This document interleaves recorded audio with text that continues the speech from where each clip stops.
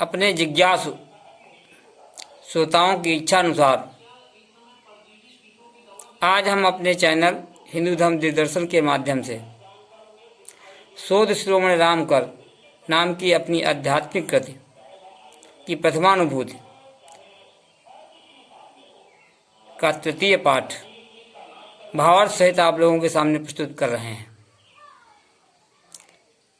तृष्णा काही विष विषय उर उपजावे शूल, महानंद दुख दूर तब चिंतन करे न भूल। तात्पर्य है, तृष्णा वे प्रबल इच्छाएं जो शांत होने के बावजूद भी शांत नहीं होती हैं और जीवन में अनेकानेक विषयों का कारण होती हैं। अगर उन विषयों का चिंतन न करे तो स्वतः ही प्राणी के दुख दूर हो जाते हैं। तो देह वृक्ष शरणास्थली पथिक जीव ठहराय, प्रहरावस्था यामिनी विगत प्रात घर जाए। ये प्राणी है, जन्म लेते ही देह रूपी वृक्ष पर आश्रय ग्रहण कर लेता है और इसमें जो तीन अवस्थाएं हैं, बाल्यावस्था, युवावस्था और वृद्धावस्था है, ये तीन अवस्थाएं ही इस संसार रूपी रात के तीन पहाड़ हैं। इनका विवेचन इस प्रकार किया गया है कि प्रथमयाम यामिनी को बाल्यावस्था है, भव भय मंदिर सिया की उपाधि है। राहत अबोध जीव इसमें है डरो डरो, क्रीड़ा पीड़ा बीच दुख पावत निरुपाध है। या में विलास का ही रहता बोध आते लोग, कहते विलासी को या भवन अनादि है। कहते गुरु वशिष्ठ सुनो राम गुनो महानंद, जागृत बीच चेतन बसो दीखत महाव्याधि है। जब प्राणी पहले पहल जन्म लेता है तो इस बाल्यावस्था में जो है उसको अनेक प्रकार के भय और अनेक प्रकार की पीड़ाएं अनुभूत होती हैं जिनको वो व्यक्त भी नहीं कर सकता है। अगर वो सुखी है तो उसको विलास का बोध रहता है, अगर वो दुखी है तो उसको पीड़ाओं का ही बोध रहता है। अतः कुछ विद्वान इसको विलासी का भवन भी कहते हैं जिसकी कोई उपाधि नहीं है। वशिष्ठ जी कहते हैं कि हे राम जी,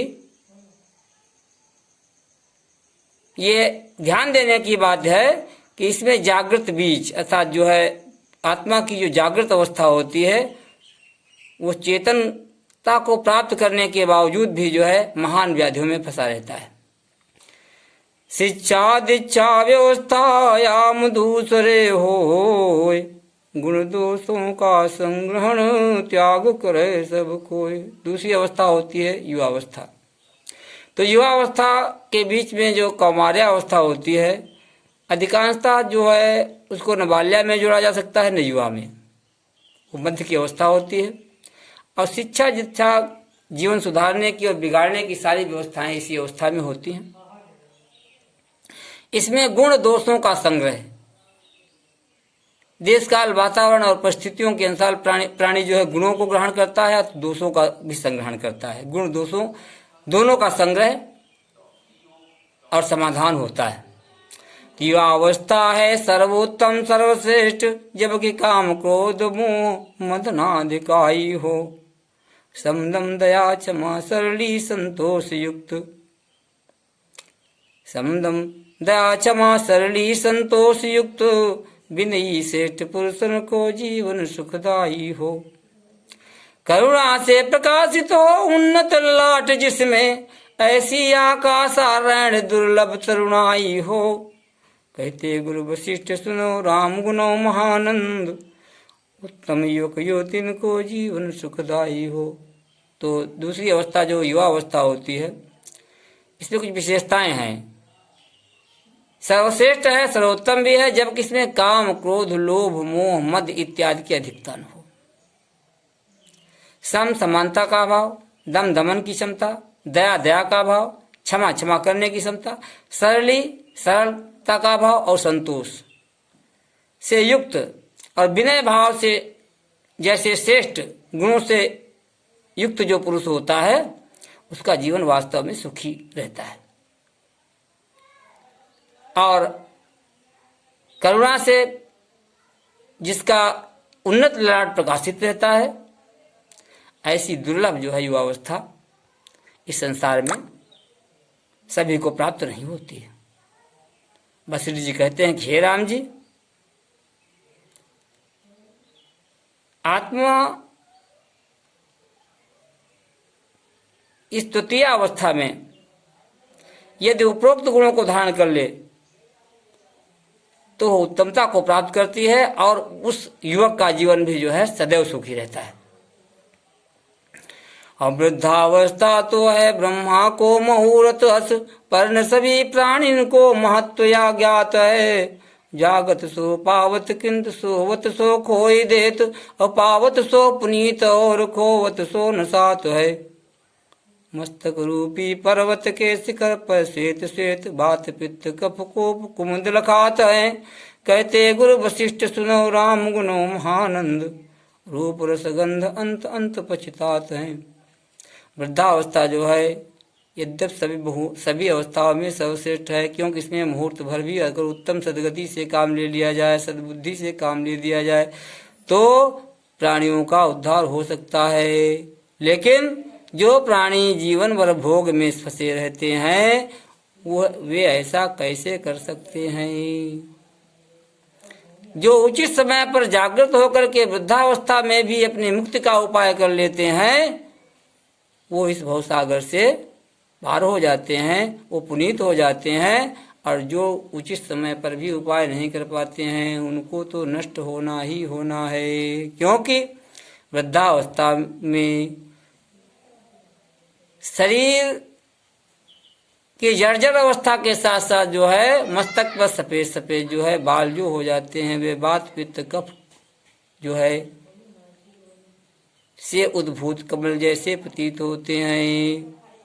और जो उस अवस्था में भी जो उनको रंग चुम करके जो है रूप रस गंध अंध, रूप रस और गंध की अंधता में लगे रहते हैं, वे अंतकाल वृद्धावस्था में पश्चाताप ही करते हैं। आप पश्चाताप क्यों करते हैं? क्योंकि इस संसार में जो संसार को चलने वाली है वो कौन है जानिएगा। और कौन उसको चल लेता है तो काम है किरात कूर कीर कुविचारी, नरजाल भोग भावना विचित चित्त सारी है। और गण शब्द गंध रूप स्पर्श रस प्याली, पूर्ण अद्भुत अद्वितीय सर्वगुणकारी है। और काम भाव से कराल मृत्यु मुक्कारी, किंतु पंचकृत्यकारी विधि विष्णु महतारी है। कहते गुरु वशिष्ठ राम गुणो महानंद, अनासक्त भुक्त मुक्त योग युक्त नारी है। यहाँ जो काम है जो मनुष्य को कामनाओं में जो निरंतर लगाए रखता है तो काम है किरात कूर, यही दुष्ट है सबसे बड़ा। कीर को विचारी नर, और इसमें तोते के समान जो लगा हुआ को विचारी मनुष्य है उसको जो है अपनी तरफ आकर्षित करने वाली जाल भोग भावना, भोग भावना की भावना का भोग भावना रूपी जाल में फंसाए रखने वाली जो माया है। तो कैसे शब्द गंध रूप रस स्पर्श से परिपूर्ण अद्वितीय गुणों से जो है परिपूर्ण जो है वो कौन सी सकते हैं? काम भाव से कराल, जो काम भावना से कराल अर्थात जो है कठिन है कर देती है, जीवन को समाप्त कर देती है और मृत्यु के में ढकेल देती है, पांचों कृत्यों को करने वाली है।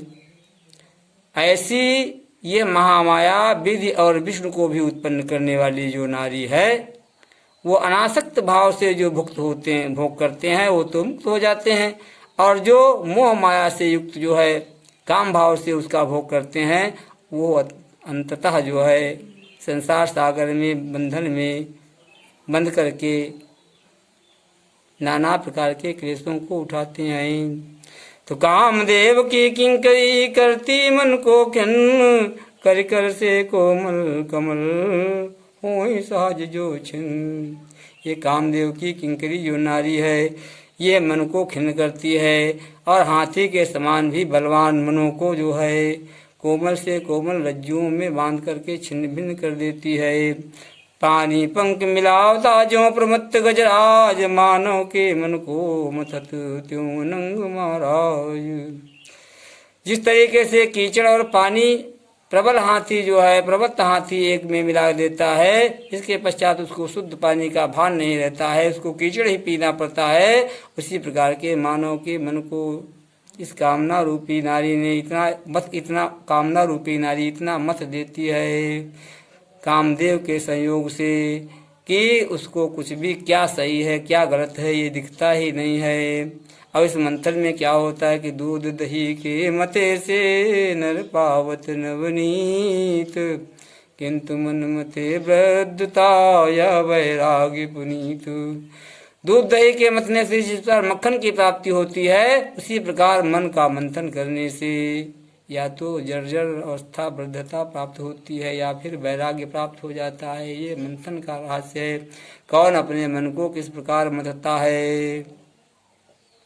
तो भोग भुक्ति परिणाम दुख योग युक्त को राज, बंधनकारी वृद्धता निर्बंधन वैराग्य। भोग भुक्ति परिणाम, जो भोग के लिए इस मन को मंथन करता है तो उसका परिणाम होता है दुख।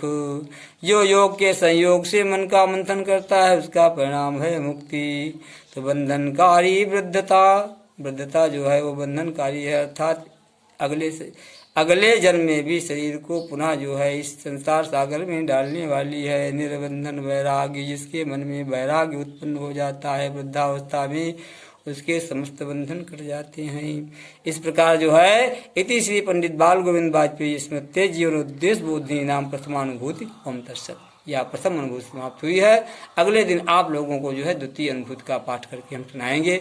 अगर ये विचार और ये काव्य आप लोगों को जीवन उद्धार कारक लगता है, सदुपयोगी लगता है, तो इसे जो है लाइक करें, कमेंट करें और शेयर करें, और हमारे चैनल को सब्सक्राइब करके दूसरे लोगों तक पहुंचाएं। जय परशुराम, जय हिंद, जय भारत।